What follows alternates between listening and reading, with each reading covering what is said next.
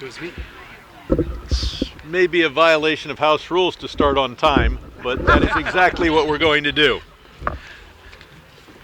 Hello, I'm Congressman Brad Sherman from California's best named city, Sherman Oaks.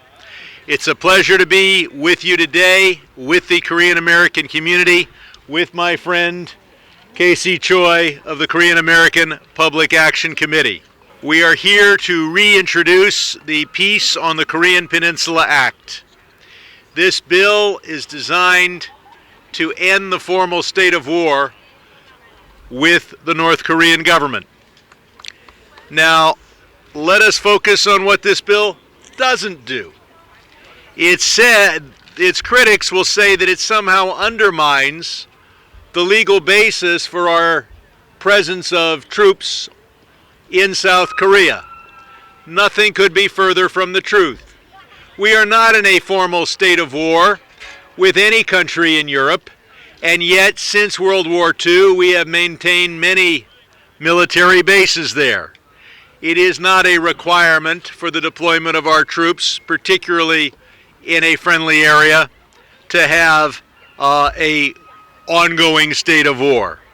And when Eisenhower ended this war in 1953, he certainly did not imagine that there wouldn't be the same kind of peace treaty that he saw at the conclusion of World War II. This bill is not a concession to the North Korean government, any more than our signature in 1953 was a concession. It is a mutual step toward peace. First in 1953 to the cessation of military conflict, and now, hopefully, in 2025 to the formal state of war.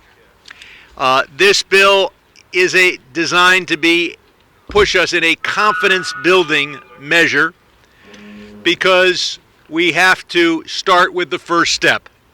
This bill is not a solution to all the conflicts that we have with the North Korean regime. It simply changes the atmosphere a little bit and would hopefully be the first step toward a solution. We are gathered here today on several near exact anniversaries. It was on February 25th, 1999 that we saw the launch of former South Korean President Kim Dae-jung's Sunshine Policy. It was on February 27th, 2018 that we saw the 6th anniversary, and then what we now have the 6th anniversary of the Hanoi summit between President Trump and Kim Jong-un. And every Korean and Korean American remembers March 1st, the day when the Korean independence movement was faced with a brutal crackdown from the Japanese occupiers. This bill we first introduced 4 years ago. We introduced it in the last Congress and we got up to 52 co-sponsors eventually. Today we are reintroducing this bill with 33 other members of Congress joining us in introducing the bill, and I'm sure that we will have well over 52 co-sponsors. But the next step is for this bill to be considered, hopefully, by the Foreign Affairs Committee. And most importantly, it is time, this bill is not necessary for the Trump administration to implement the bill. The Trump administration can and should begin talks with North Korea to end the state of war that has been ongoing since 1953. We signed that armistice then. We should sign a peace treaty now. Now, we've seen some real difficulties with North Korea. Its bellicose rhetoric, its missile development, and of course its nuclear program. That's why we should move forward in an effort to make peace. You don't make peace with your friends. They're already your friends. You make peace with your enemies. You don't make peace with people who are filled with love. They're already your friends. You make peace with those who are problematic. And that is a step that is the road we should take, and this bill is the first step. Now, the bill also deals with the issue that's important to 100,000 Korean Americans, and that is family unification visits, so that people who have been separated in some cases for 7 decades can see their family members one last time. Now, it is the North Korean government that has not allowed these family unification visits, but our government should make it plain that if you're allowed to have a family unification visit, you will get the use of your American passport to do that. And I would also call on both governments, if they're unwilling to have in-person visits, to at least have video visits. But we need in-person visits, and both governments should cooperate. So we have today 2 of the people who are joining with me in introducing this bill. The first is my friend. What's interesting here is I did not grow up in my district. I grew up in Judy Chu's district, and then I grew up in David Min's district, where I graduated high school. So the woman who introduces it represents my original hometown, but more importantly, for many, many years, led the other KAPAC. Yeah. In this case, the Congressional Asian Pacific American Caucus. My friend, Judy Chu. Woo! Way to go, Judy Chu! Go, Judy. Judy Chu. Well, thank you so much. I'm Congressmember Judy Chu from California's 28th District, and I want to thank Congressmember Brad Sherman for leading this effort. And I'm honored to be here with so many grassroots activists and leaders from across the country to call for an end to the Korean War. Since July of 1953, the Korean War Armistice Agreement put an end to 3 years of horrific fighting, but it did not put an end to the war. Even today, more than 7 decades after the violence has ended, the Korean Peninsula and the Korean people remain divided. But we are here today because we know we can still achieve peace. That's why I'm proud to commemorate this anniversary to mark 72 years of the U.S.-South Korea alliance and to reaffirm my support for this bill to finally achieve permanent peace on the Korean Peninsula. As a member of Congress, I've had the chance to visit the demilitarized zone and see firsthand the lasting divisions and tensions. But I also saw instances of cooperation and people's hope for a better future. And I will never forget when I was chair of the Congressional Asian Pacific American Caucus, and we held a congressional forum on North Korea and the Korean American community. I will never forget hearing the powerful testimony from an 86-year-old woman named Sung-Bak Kim, who was just a girl when she fled her home during the Korean War. At that time, she expected to be spending just a few months away, but that turned into decades away from her family. In tears, she told our forum that her dying wish is to be reunited with her family before time runs out.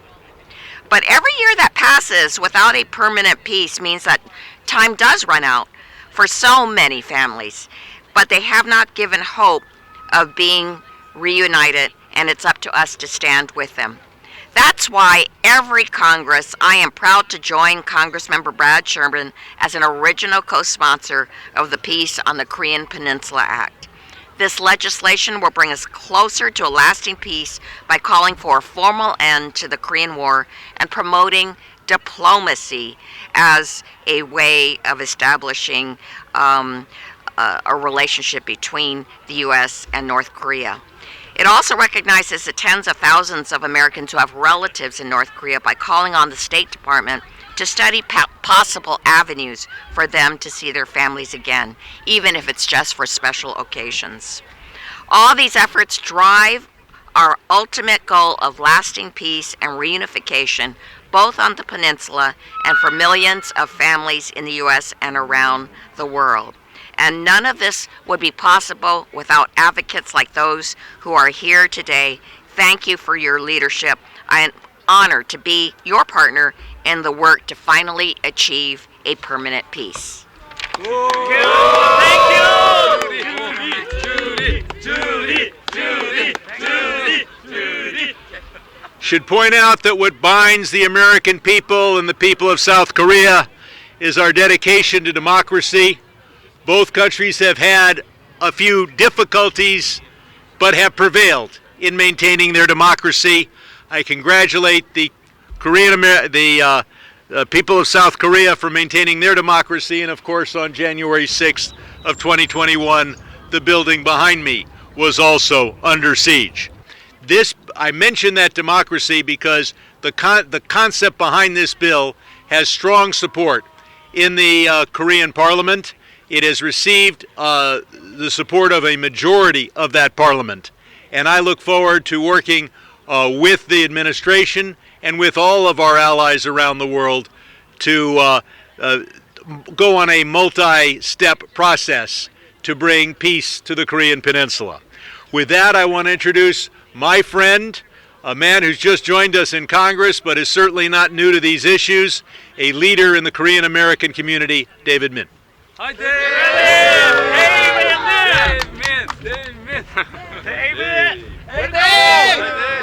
안녕하세요.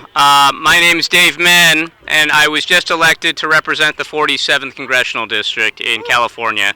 And I am the first Korean American to ever represent the city of Irvine, which, if you come down, is a Korean American hub. We have great food.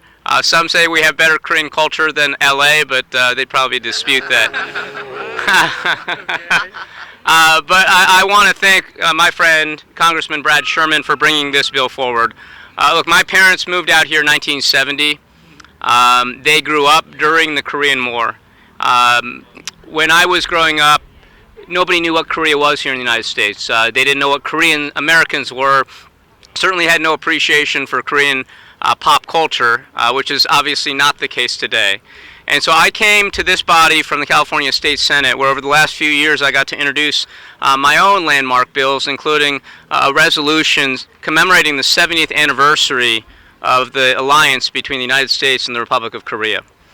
I also got to introduce a resolution celebrating Kimchi Day, which, believe it or not, was very, very popular.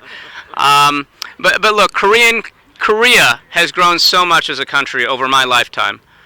We are long past 1953.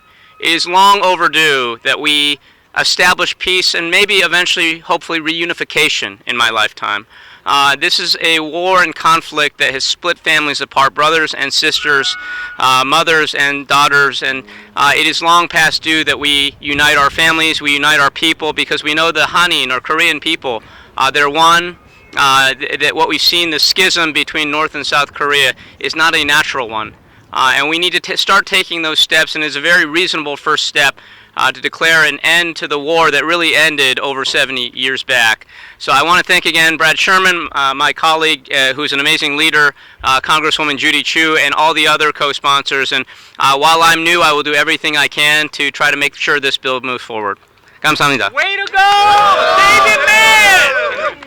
And now a man who was just in Korea until a couple weeks ago, conferring with leaders about the importance of taking steps toward peace, my friend Choi of the Korean American Public Action Committee, the other KAPAC. Okay! Choi!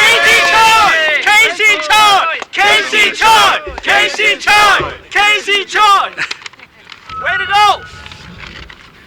As Congressman Brad Sherman said, yesterday was the 26th anniversary of former Republic of Korea President Kim Dae-jung's Sunshine Policy.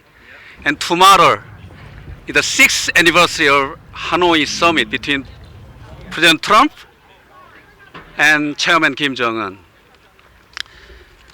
You know what? This year marks 70 years of division, and 75 years of Korean War, and 72 years of Armistice Agreement. Because of this long-lasting division, the entire Korean people, no matter where they live, in South, North, or overseas, they have tons of pain and suffering. and heavy burden on their shoulder. Korea discount. All of the internal ideological conflict, even in South Korea, even in Korean American community, stems from this division, ongoing war. We should finish, we should stop, we should end this conflict and confrontation. Thanks to the tremendous effort from my dear friend, my uncle, Congressman Brad Sherman. Brad Sherman! Brad Sherman! Jimmy Chu! Brad Sherman! Remember David Mead? David Mann! David Mann! And Andy Kim, there are so many. So I believe we have more and more and more and support from the Congress member because this is right. We should end, we should protect any possible war. Today, I really want to be remembered the beginning date of new era of permanent peace on the Korean Peninsula. Amen! Thank you so much. Thank you! I want to emphasize that while only 3 of us who are introducing the bill today are able to be here at this press conference, we have 33 people who are joining us, 33 members of Congress, and it is bipartisan, both Democrats and Republicans. With that, why don't I open up for questions, not only for myself, but our other presenters here. In the discussions that seem to have gone on before with North Korea happened under the previous Trump administration, albeit it's an ambiguous sounding relationship. So I just wanted, and everything is ambiguous at the moment in relation to Trump. So I just wondered how optimistic you are about how far this can go under this current administration this time. I've been in Congress now, this is my 29th year. And I used to be able to predict the future at least 6 months out, a year out. We now have a different kind of president, and anyone who thinks you can predict American policy, let alone predict the North Korean response to that policy, I would have to say the answer to your question is I am completely agnostic. I can't tell you I'm optimistic. I'm always optimistic because that's how you should live life. But whether I have any particular reason for optimism or pessimism, this is an unpredictable year.